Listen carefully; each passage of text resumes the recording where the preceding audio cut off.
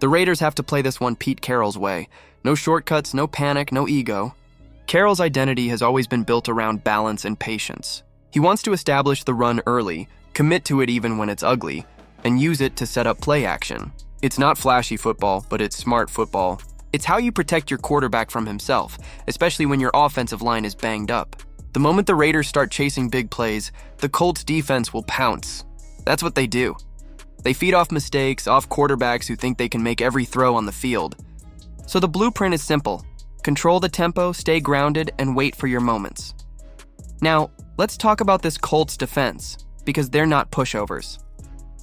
The numbers speak for themselves. Top 10 against the run, giving up just over 75 yards a game. And that's not coming against weak competition. DeForest Buckner remains a wrecking ball in the middle, one of the nastiest, most consistent interior defenders in the league. Quiddy Paye is relentless off the edge, and linebacker Zaire Franklin has quietly become one of the most reliable tacklers in football. That trio alone makes running between the tackles a nightmare. And just when you think you can beat them with precision passing, they show you how opportunistic they can be. 4 interceptions, 3 forced fumbles. This is a defense that thrives on turning aggression into takeaways. So right there, you see the battle lines drawn. Pete Carroll wants to run it. The Colts specialize in stopping it. The game will come down to which side refuses to blink first. Here's where the challenge gets real for the Raiders. Kolton Miller is out. That's a massive loss, and anyone who's been following this team knows just how crucial he's been. One of the top 3 tackles in football this season, elite in pass protection, a tone setter in the run game. Without him, the offensive line dynamic changes completely. Stepping into that spot is Stone Forsythe. Big frame, long arms, and a powerful punch, but he's not Kolton. He's better moving forward than sliding laterally, which means speed rushers could give him nightmares. If the Raiders leave him isolated on an island against a guy like Paye, that's a disaster waiting to happen. That's where coaching comes in. Carroll and offensive coordinator Chip Kelly have to help him out schematically. More tight end chips, heavier formations, maybe a few jumbo looks to take the heat off him. Play action can also freeze defenders for that split second Forsythe needs to anchor. It's not about perfection, it's about survival. You don't need him to dominate, you just need him to hold his ground long enough to let plays develop. If they give him support, the offense can function. If they don't, Buckner and Paye will wreck the backfield before Geno even finishes his drop. And this is where Jackson Powers Johnson becomes a huge part of the equation. The rookie has been earning his respect fast. Against Chicago, he was all over the place, blocking downfield, pulling into space, showing that old-school, nasty attitude that every great lineman needs. His energy lifts the entire unit. But what stood out most this week was his mindset. He said it's not about one guy trying to play hero ball now that Kolton's out. It's about all 5 guys working as one. That's exactly what Pete Carroll preaches. 11 men, 1 heartbeat. Nobody bigger than the team. Now let's look at where the Raiders can actually hurt Indianapolis. The Colts' weak spot isn't the front. It's the linebackers in coverage. Zaire Franklin is tough and instinctive, but if you isolate him one-on-one with a speedy back like Ashton Gentry or an athletic tight end like Brock Bowers, that's your mismatch. You force those linebackers to chase in space, and suddenly you've got opportunities.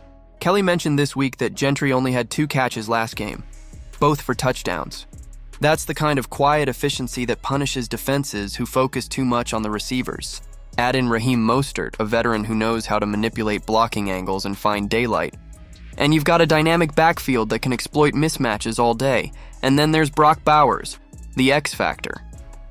He's the kind of player who tilts coverage just by lining up.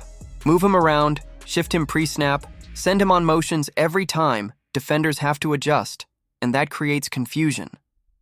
Against a Colts defense that doesn't generate consistent pressure, Bowers becomes even more dangerous. Geno will have enough time in the pocket to let those roots develop. Once play action pulls the safeties down, Bowers can torch them up the seam. He's a matchup nightmare waiting to happen. But here's the funny part. Chip Kelly, during his press conference this week, claimed the Colts are one of the best teams in the NFL at preventing explosive plays. That couldn't be further from the truth. Statistically, Indianapolis has allowed the second most explosive plays in the league through 4 weeks. They're 28th in yards per play allowed. They bend, they break, and they give up chunk gains. That's why Carroll's patient approach makes perfect sense. Pound the ball early, force the defense to respect the run, and when they start creeping up, that's when you strike. Hit them deep with Tucker, Myers, or Bowers. One clean shot over the top can flip this entire game. The real test, though, will come if the Raiders fall behind early. Say the Colts jump out to a 10-0 lead. Does the team stay calm and stick with the plan, or do they panic? That's been the Achilles heel in recent weeks. Against Chicago and the Chargers, we saw what happens when they abandon balance. Turnovers, short fields, and games lost before halftime. Carroll will stick with the run if it's within one score. But if Geno and Kelly lose patience and start slinging it recklessly, history will repeat itself. Defensively, the Raiders don't have to reinvent the wheel. Max Crosby sets the tone with relentless energy, and the secondary has quietly improved, especially in red zone situations. They bend but don't break, and that's crucial against a methodical Colts offense. The key is not giving Indianapolis short fields. If you make them drive 70 or 80 yards every possession, they'll eventually stall. But hand them the ball at your own 30 because of a pick or fumble, and you're done. And that's what makes this feel like a classic Pete Carroll setup. The underdog spot. The no one believes in us energy. Vegas has the Colts favored by a touchdown, the total set at 48, and all the numbers suggest Indianapolis should roll. But those are the exact circumstances where Carroll's teams have historically thrived. When everyone doubts them, they dig in, they play physical, they slow the game down, and they make you earn every inch. So it comes down to execution up front.